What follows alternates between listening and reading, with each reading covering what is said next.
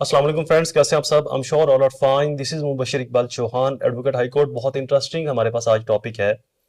आमतौर पर बाप के ऊपर जब खर्चे का केस किया जाता है या बाप के ऊपर जब खर्चे का केस बनता है या खर्चा लगता है तो बहुत सारे जो लोग हैं वो ये प्ली लेते हैं कि जी ये बच्चा हमारा है ही नहीं, हमारी जो साबका बीवी थी ये इसका किरदार अच्छा नहीं था, तो इसके गैर रस्मी या गैर शरई तल्लुकात थे लोगों के साथ, जिसकी मद में ये बच्चा पैदा हुआ और अब इसका खर्चे का केस हमारे ऊपर डाला जा रहा है जबकि ये बच्चा हमारा है नहीं। तो लॉ ने थोड़ी सी इसके अंदर नरमी दिखाई है। पहले तो ये होता था कि बाप ये चीज कह ही नहीं सकता कि ये बच्चा मेरा नहीं है, तो जो उसके निकाह के अंदर बच्चे पैदा हुए हैं वो उसी के हित सबर होंगे। लेकिन अब लॉ ने इसके अंदर थोड़ी सी नरमी और लचक दिखाई कि नहीं, बाप का भी ये राइट है कि वो ये प्ली ले सकता है कि ये बच्चा मेरा नहीं, लिहाजा इसको खर्चा मैं नहीं दूंगा। लेकिन उसमें कुछ कंडीशंस रख दी गई हैं कानून के अंदर। वो कंडीशंस क्या हैं वो मैं भी आपको आगे चल के बताता हूं। जजमेंट भी इसके अंदर है, वो भी आपको बताता हूं। लॉ ऑफ एविडेंस को, कानून शहादत ऑर्डर 1984 को ब्रीफली ऑनरेबल कोर्ट ने डिस्कस किया है, वो भी आपको आगे चल के बताता हूं। तो ये चीजें, ये वीडियोस आपके लिए बहुत जरूरी हैं। जजमेंट्स भी इसके अंदर होगी, लॉ ऑफ एविडेंस का जो हवाला है वो भी इसके अंदर होगा, और जो ऑनरेबल कोर्ट ने कंडीशंस रखी हैं कि किन सूरतों में बाप किसी बच्चे की वल्दियत से इनकार कर सकता है, किसी बच्चे को अपना नाम देने से या अपनाने से या खर्चा देने से इनकार कर सकता है, और उसकी लिमिटेशन और टाइम पीरियड कितना है, ये बहुत इंपॉर्टेंट है। इसको जरूर सुनिएगा, लिहाजा इस वीडियो को एंड तक मिस मत कीजिएगा। बहुत सारी चीजें इसके अंदर हम एक्सप्लेन करेंगे। स्टार्ट करते हैं अपना टॉपिक। वीडियो को स्टार्ट करने से पहले एज यूजुअल अगर आप यूट्यूब चैनल के ऊपर नए हैं तो सब्सक्राइब जरूर कर दें। मेरे टिकटॉक फेसबुक पेज के ऊपर आप इस वीडियो को देख रहे हैं तो उसको लाइक जरूर कीजिएगा और उसको सीन एज फर्स्ट कर दीजिएगा, या फर्स्ट सीन जो भी उसके ऑप्शन आते हैं वो कर दीजिएगा। वीडियो को लाइक और शेयर जरूर कीजिएगा अपने तमाम सोशल सर्कल में, दोस्तों के साथ, ताकि वो सब लोग भी इससे मुस्तफिद हो सके।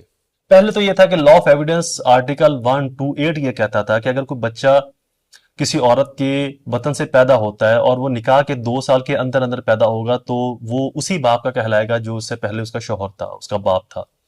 उसके अलावा बाप उसे इनकार नहीं कर सकता। लेकिन अब अहनाफ के नजदीक इस चीज को डीपली एनालिसिस किया गया, इसके अंदर थोड़ी सी लचक पैदा की गई कि नहीं, कुछ ऐसी सूरतों में हो भी सकता है, बाप अगर अथेंटिक हो, अगर बाप जो है वो श्योर हो तो वो प्ली ले सकता है। लेकिन इसकी लिमिटेशंस रख दी गई कि इस दौरान, इस दौरानिये में या इतने दिनों में ही बाप ये इनकार कर सकता है, उसके बाद बाप इसका इनकार नहीं कर सकता।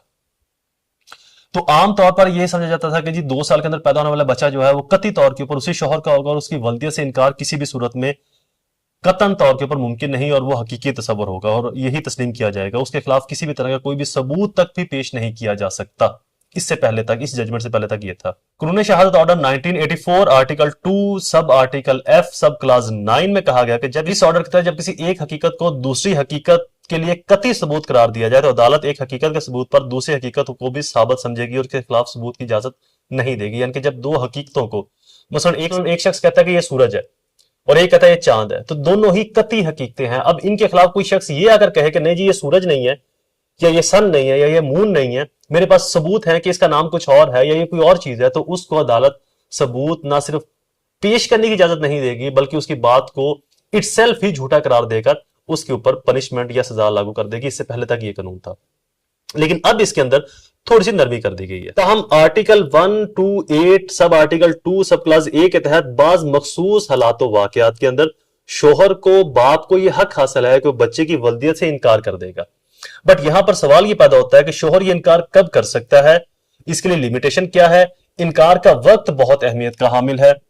आमतौर पर जो मुस्लिम पर्सनल लॉ है 1962 के अंदर दफा 2 किसी भी रस्म रिवाज के खिलाफ हर वो मामला जिसका ताल्लुक नसब या वल्दियत से हो, इसके बारे में फैसला इस्लामी शरीयत के मुताबिक होगा बशर्ते के फरीकान मुसलमान हो। अब आते हैं इस्लामी शरीयत के ऊपर। इस्लामी शरीयत इस बारे में मुतफिका और वाज़ेह असूल रखती है कि अगर शोहर बच्चे की वल्दियत से इनकार करना चाहता है तो इसे चाहिए कि फौरन, बच्चे की पैदाइश के फौरन बाद इनकार करे, या फिर ज्यादा से ज्यादा 40 दिन के अंदर अंदर वो इस मुद्दत में बच्चे की वल्दियत से इनकार कर सकता है कि ये बच्चा मेरा नहीं है। इसकी डीएनए के लिए वो अप्लाई कर सकता है कि इसका चाहे डीएनए करवाया जाए। तो इसका जो जिक्र है वो हदाया, फतावा, आलमगीरी और दीगर मुस्तनद कुतब फिका के अंदर, इमाम अबू हनीफा की और डिफरेंट और जो कुतब है उनके अंदर इसका जो मुतफिका असूल है वो तय है। बेसिकली इससे पहले जो असूल था वो औरत की इज्जत, बच्चों की हुर्मत, बच्चों की इज्जत और खानदानी निजाम की बका के लिए बनाए गए थे ताकि औरतों को और बच्चों को बदनामी से तहफ़्फ़ुज़ दिया जा सके। लेकिन कुछ ऐसे केसेस भी सामने आए जहां पर जेन्युइनली जो बच्चा है वो शोहर का नहीं था, وہ عورت کے ناجائز تعلقات تھے کسی اور کے ساتھ جس کی صورت میں وہ بچہ پیدا ہوا. تو یہاں پر لا نے تھوڑی سی نرمی نکال دی. یہ ججمنٹ بھی لکھ لیں, بلکہ ججمنٹ آپ کو لکھواتا ہوں آگے چل کے بھی تھوڑی سی اور چیزیں بتا دوں. تو 40 دن کے اندر اندر جو شوہر ہے بچے کی پیدائش کے وہ ولدیت سے انکار کر سکتا ہے. لیکن اگر وہ 2 سال 3 سال بعد جب ماں بچے کے خرچے کے لیے کیس فائل کرے عدالت کے اندر, وہاں پر انکار کرے, تو وہاں پر پھر شوہر کیا یا جو باپ کے انکار کا مطلب ہے وہ یہ لیا جائے گا کہ اب باپ خرچے سے بچنے کے لیے بچے کی ولدیت سے انکار کر رہا ہے. اب اس کے انکار کو اہمیت یا فوقیت نہیں دی جائے گی. اگر وہ انکار کرنا چاہتا ہے تو جب بچہ پیدا ہوا اس کے فوراً بعد یا پیدائش کے 40 دن کے اندر اندر ولدیت سے انکار کر سکتا ہے کہ میرا بچہ نہیں, میرا اس عورت سے تعلقات نہیں رہے تھے ایسے فزیکلی جس سے یہ بچہ پیدا ہو سکتا. تو لہٰذا یہ جو اس کے ناجائز تعلقات تھے جس سے یہ بچہ پیدا ہوا, اسی دوران وہ ڈی این اے کے لیے بھی اپلائی کر سکتا ہے, بچے کی ولدیت سے بھی انکار کر سکتا ہے, جس کے لیے وہ فیملی کورٹ کے اندر سوٹ بھی فائل کر سکتا ہے, جس کے تھرو وہ ڈی این اے جو ہے وہ کروا سکتا ہے. لیکن اگر اس کے بعد وہ انکار کرے گا سال بعد 2 سال بعد یا جب ماں بچے کے خرچے کے لیے اپلائی کر دے طلاق کے بعد, تب اگر باپ یہ کہے گا کہ اس کے تعلقات ٹھیک نہیں تھے, اس کے ناجائز تعلقات تھے, بچہ میرا نہیں ہے, یہ انلیجٹمیٹ چائلڈ ہے, تو اس صورت میں باپ کے اس انکار کو صرف یہ سمجھا جائے گا کہ اب باپ خرچے سے بچنے کے لیے بچے کی ولدیت سے انکار کر رہا ہے تاکہ مجھے خرچہ نہ دینا پڑے. لہٰذا اب باپ کے انکار پر اس کے خلاف سخت آرڈر کیا جائے گا. تو یہ چیز آپ دیکھ لیں کہ ٹائمنگ اس کی بہت میٹر کرتی ہے. اگر آپ ایکوریٹ ٹائم کے اوپر جو میں نے آپ کو بتایا ہے اسی دوران آپ اسی ٹائم کے اندر آپ اگر کورٹ سے یا متعلقہ اداروں سے رجوع کرتے ہیں تو آپ کی ایکسیپٹیبلٹی ہو سکتی ہے. ان ادروائز آپ کو اس کیس میں نہ صرف ریلیف نہیں ملے گا بلکہ آپ کے خلاف قانونی کارروائی بھی عمل میں لائی جائے گی.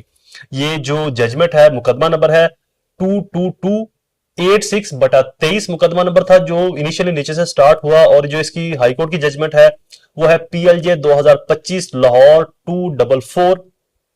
فیصلے کی روشنی میں آئین پاکستان, شریعت, آئلی قوانین, قانون شہادت اور متعلقہ فقہی فتاوی جات کی روشنی میں ایک جامع تجزیاتی قانونی جائزہ جو ہے بچے کی ولدیت, نان و نفقہ اور ڈی این اے کی درخواست کا قانونی اور شرعی جواز, آئینی پہلو آرٹیکل 227, قانون شہادت آرڈر اور فقہ کے جو اصول ہیں ان کو مکس اپ کر کے, ان کو مرج کر کے, ان تمام چیزوں کو انالیسس کر کے اس ججمنٹ کا کرکس بنایا گیا کہ تاکہ آپ کو پتا ہو کہ آپ نے ڈی این اے کب, کہاں, کس وقت اور کیسے کروانا ہے, ولدیت سے انکار آپ کب کر سکتے اور کب نہیں کر سکتے, اور کب ولدیت سے انکار آپ کی فیور میں ہو سکتا ہے اور کب ولدیت سے انکار آپ کے خلاف جائے گا. ڈی این اے کا طریقہ کار کیا ہوگا, قانون شہادت کا جو طریقہ کار ہے وہ کیا ہوگا, کن کن آرٹیکلز کے اوپر آپ ریلائی کر سکتے ہیں, کیا کیا چیزیں اس کے اندر مینشن کی گئی, تمام چیزیں اس ججمنٹ کے اندر ڈیٹیل سے بتائی گئی ہیں.